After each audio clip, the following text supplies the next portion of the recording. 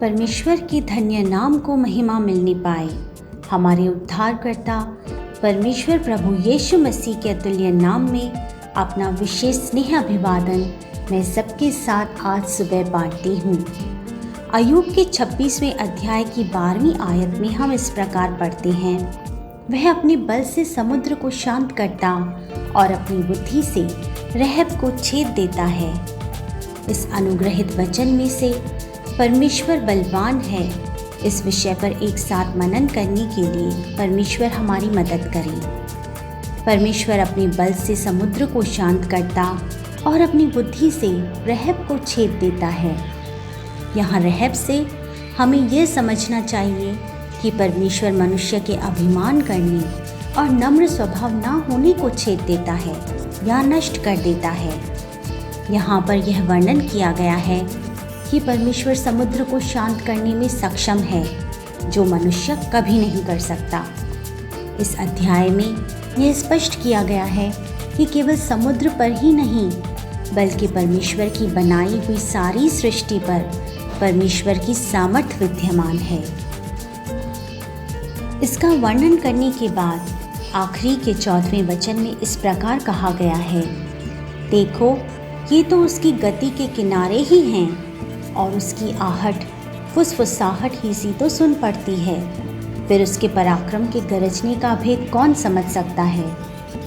इसका अर्थ यह है कि परमेश्वर की सामर्थ्य का केवल एक छोटा सा भाग ही हम समझ सकते हैं। परमेश्वर की जो आवाज़ हम सुनते हैं वह केवल एक फुसफुसाहट मात्र है, लेकिन केवल एक छोटा सा भाग इतना बड़ा है तो उसकी पूर्णता कितनी विशाल होगी। अर्थात उसकी फुसफुसाहट मात्र अगर हमारे कानों को बंद करने में सक्षम है तो परमेश्वर के सामर्थ्य की गर्जन कितनी भयंकर होगी। हाँ प्रियजनों, हमारा परमेश्वर बलवान है। भजन संहिता 104 के 32वें वचन में हम परमेश्वर की सामर्थ्य का अनुमान लगा सकते हैं। परमेश्वर पृथ्वी पर दृष्टि करता है और पृथ्वी कांप उठती है। वह पहाड़ों को छूता है और पहाड़ों से धुआं निकलता है। हाँ प्रियजनों, परमेश्वर की केवल एक दृष्टि इस संसार को भूकंप के समान कंपा देती है। परमेश्वर के छूने मात्र से पहाड़ ज्वालामुखी बनकर फूट पड़ते हैं। ये है परमेश्वर की सामर्थ्य। भजन संहिता 113 के 6वें वाक्य में हम इस प्रकार पढ़ते हैं, और आकाश और पृथ्वी पर भी दृष्टि करने के लिए झुकता है। प्रियों, यदि हम अपनी पूरी उम्र भी परमेश्वर की बनाई हुई इस सृष्टि को समझने की कोशिश करें, तब भी इस ब्रह्मांड का एक छोटा सा भाग भी हम समझ नहीं सकते, तो सर्वज्ञानी परमेश्वर की केवल एक दृष्टि मात्र ही इस ब्रह्मांड को पूरी तरह से जानने के लिए काफ़ी है। इसलिए सारी सृष्टि में से हमें परमेश्वर यह जानने की कृपा देने पाए कि परमेश्वर कितना सामर्थ्यवान है। परमेश्वर की सामर्थ्य की गहराई को प्रदर्शित करने वाले अनेकों वचनों में से यशाया की पुस्तक के 14वें अध्याय के 12वें से 15वें वचनों को पढ़ने और परमेश्वर को महिमा देने के लिए मैं परमेश्वर की शरण में आती हूँ। 12वां वचन, किसने महासागर को चुल्लू से मापा और किसके बित्ते से आकाश का नाप हुआ। किसने पृथ्वी की मिट्टी को नपुए में भरा और पहाड़ों को तराजू में और पहाड़ियों को कांटे में तोला है।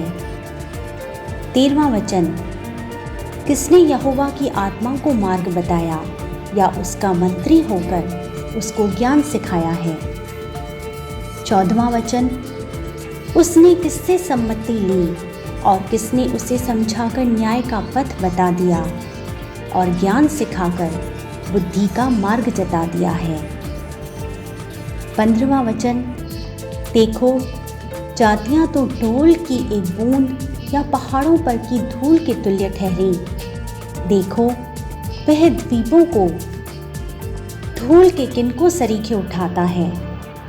प्रियों, जिस परमेश्वर की हम आराधना करते हैं उसके बारे में यह भाग बताता है कि इस संसार के सारे जल अर्थात अटलांटिक महासागर, प्रशांत महासागर, आर्कटिक महासागर, अंटार्कटिक महासागर, भारतीय महासागर और बाकी सारे छोटे बड़े समुद्रों, नदियों, तालाबों जैसी सारी जलराशि को परमेश्वर ने अपनी चुल्लू अर्थात हथेली से नापा है, ऐसा हमने पढ़ा है।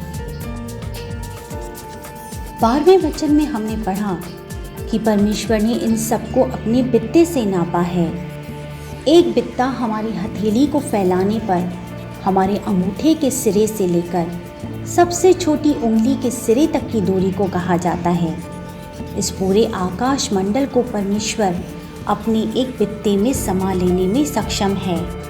बड़े पहाड़ों और पहाड़ियों को परमेश्वर तराजू में तोलता है। मुझे सुनने वाले मेरे मित्रों, आज सारी परेशानियों, बोझों, पीड़ाओं और चिंताओं को परमेश्वर की संगति में रखकर, परमेश्वर की ओर देखकर आइए हम कहें कि परमेश्वर आप बलवान हैं। परमेश्वर आप बलवानों से भी बलवान हैं। आप सबका दिन अनुग्रहित हो। जय मसीह की।